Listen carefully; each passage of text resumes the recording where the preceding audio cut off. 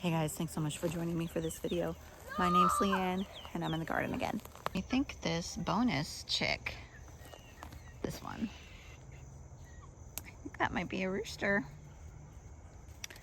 These chickens are supposed to, okay, so the females are supposed to have a little bit less speckles than the males, I think. And so like this one, and one next to her, I think are hens.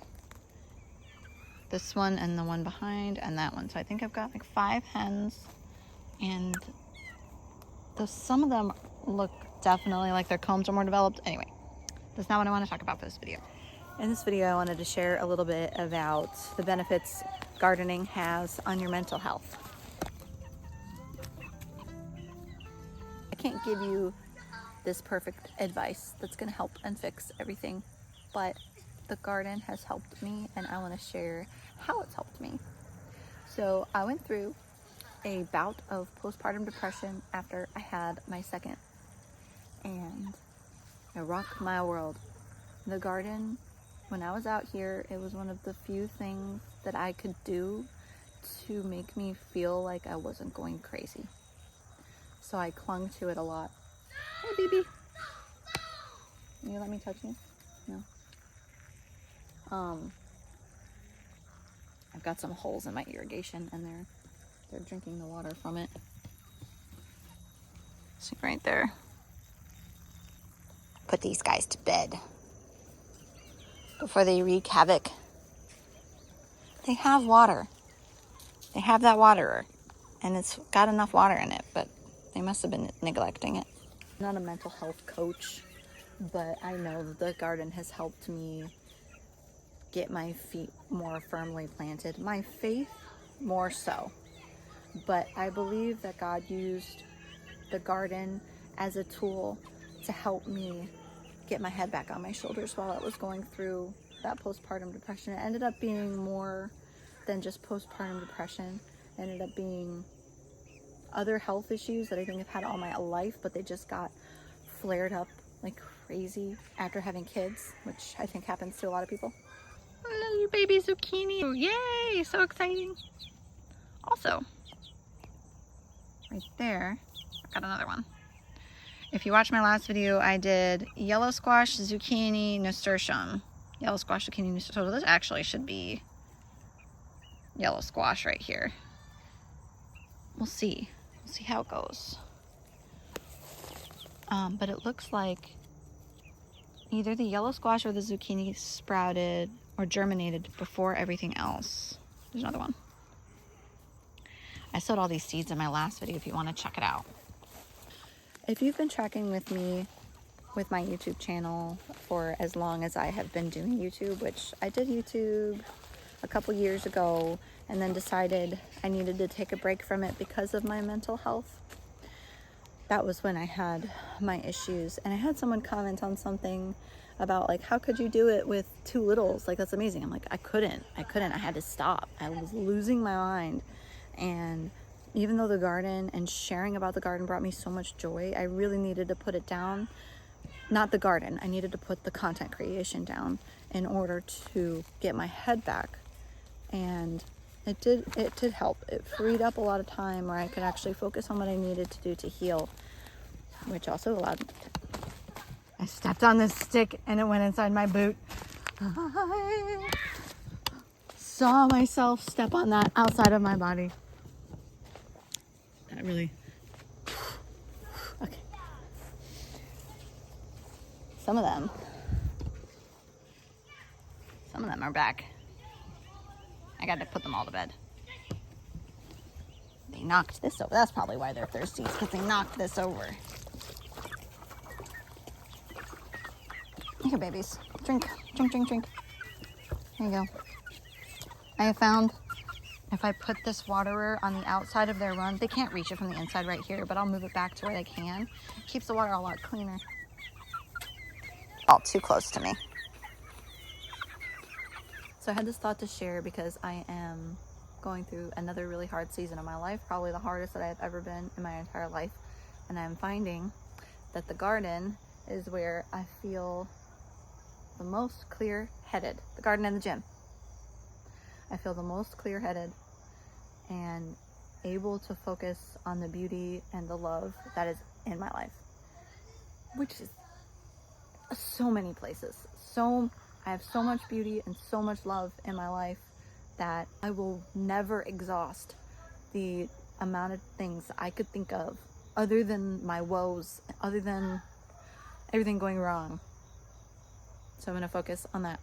And the garden is doing some exciting things that I wanted to share with you today to help maybe boost your joy and your mental health, and maybe encourage you to start a garden because you can get this joy too if you wanted to, or just do something with your hands, go on a hike, go collect rocks, go bake bread, go bake cookies, go read, build something, anything. Oh, pallets. Get yourself some free pallets. Don't spend money and go into a rage room.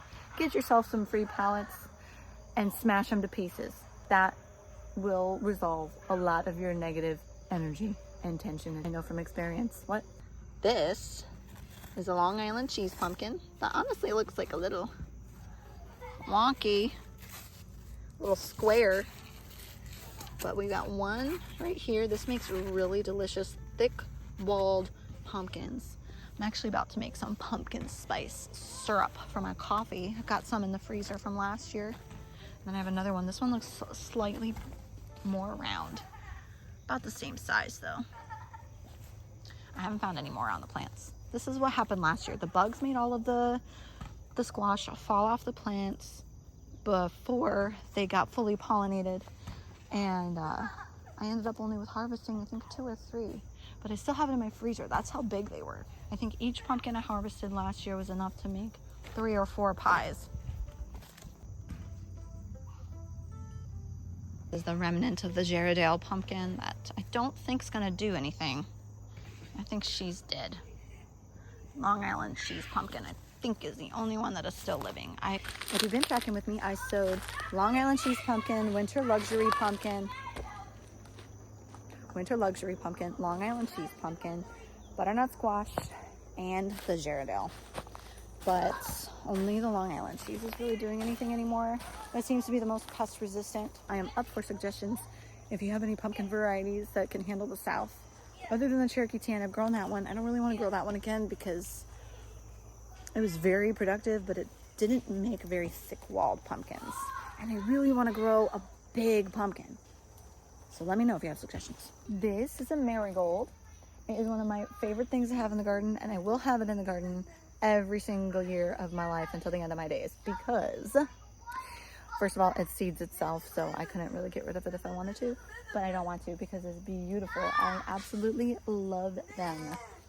This variety in particular, I have been saving seeds from since I grew it. I think I got the seeds from a guy selling them off of Facebook Marketplace, so I'm not entirely sure the variety. They're so pretty. They give such a beautiful pop of color. One of my absolute favorites. And I love the zinnias too. Those will be in my garden forever because they also self-seed themselves and whatever. The zinnias get powdery mildew. The marigolds don't. This basil looks like it's been tampered with by the chickens. It's falling over. But it's also beautiful and I love it. Sometimes I walk through the garden and I just pull off a leaf of one of my herbs. I just take in a deep breath and smell it. And it wakes you up. You could be in such a funk and you get like rosemary or mint and you crumple it up in your hand. It's like aromatherapy. Actually, some science behind that. I'm not a scientist, okay? The connection in your brain. Okay, so it's called your olfactory system. The system in your brain that processes smells. And I have heard that that system is close to where, or interacts closely with where your memories are held. And so fragrances, you smell something and it brings you back to your classroom when you were 5 years old or whatever, when you were 8 years old. Or you smell something and it reminds you of a family member or anything. It can change your mood so much. That's why you find like aromatherapy, like there's these uplifting scents. And that's because they trigger positive memories. And I'm sure there's other science behind it that I don't know, but I think that's why coming into the garden is so helpful for me, because I can just take a deep breath of something, smell something fresh, and it lifts me to memories that I hold fondly, or it just helps me reset my brain, and it's great. I'll show you another thing that I am super excited about. This is a baby blue lake pole bean that just germinated probably today, and it hasn't even shed the little excess shell of the seed. I've got another one right here, and there is 2 more down that way. This whole row I sowed with the blue lake pole beans, and there's a bunch more coming up over there, and I believe that's what these are too. These might be bush beans actually, because I feel like they would start crawling by now. I saved the seeds myself. It's possible that they got crossed with the bush bean variety that I grew. So gardening, of all the things that I have done, okay, background on me, I am a very crafty, creative person. I love to build things. I love to make things with my hands. Baking, crafting, crocheting, sculpting, whatever, okay? I have not gotten exceptional at any of those things. I think the thing I am closest to that level is in the garden. For some reason, it's the thing that stuck with me through all of it. And I know not everybody would have the same bond with the garden as me, but I think that it's definitely worth a shot. If you're having a hard time maintaining your mental health, or you're getting sick of all the negativity online, maybe start a little garden, just a little one. The big mistake I made when I got into gardening is I made it too big. I finally have a plan for what I am doing with my garden layout, which is helpful. If you haven't been tracking with me, the plan is to build more of these log-lined raised beds that you've been seeing me walk around. I'm going to put in 6 on each side of the garden, so I'm going to have 12 total, and they're each about 30 feet long and 4 feet wide. And I'm just loving it. I love the way it looks. I love that it's also not permanent, that if I decide that I want to build my raised beds out of something else in the future, I can. Or if I decide to not have raised beds in the future, I can. And I still have some sort of structure for the garden. Something to work on and something to exercise my brain in a healthy way, away from the negative thought spirals, away from the intrusive thoughts. And I think it's been really good for me. I've learned a lot. I learned a lot about myself and my tendencies to be lazy or to really dive in. I found that I can zone in, which can be really dangerous also, because then I'm not paying attention to the other things that I'm responsible for. So it's been a good balance, and it's been something the balance is something I've really had to work at, to try to not do too much in the garden and neglect the other things in the house. That has been a big problem of mine. And I've been really trying to manage everything much better, to get my garden in a place to where it doesn't take so much of my energy, and to where I cannot take care of my house and my boys well. So boys come first, house kind of lumps into that because I need to take care of where they live, and then the garden. And the garden is a huge way of how I take care of myself. I can't neglect what I do to take care of myself because they rely on me. So as much as this is a hobby, it's also a form of self-care for me. And I think that it's great. So I hope you guys find that for yourselves and maybe give gardening a try. I don't have a lot of facts and research done on the topic of gardening for your mental health. I just know that from my own experience and from a lot of people that I know and love, it has helped them, it has helped me, and what would it hurt to give it a try? So, thanks for watching this video. If you guys could take a second to like and subscribe, I'd really appreciate it.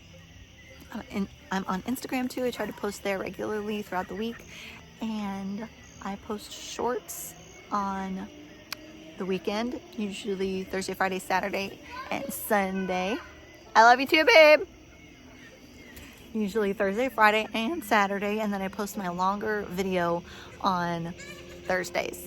I'm getting this one recorded Wednesday night so that I can edit it Thursday morning and get it scheduled and ready for everybody. These chickens are crazy. This is good timing though. The sun's going down. I am almost out of light, and I will put the babies to bed, put the chicken babies to bed, put the big chickens to bed, and we're gonna eat and go to bed ourselves. Thanks again for watching, everybody. Happy gardening.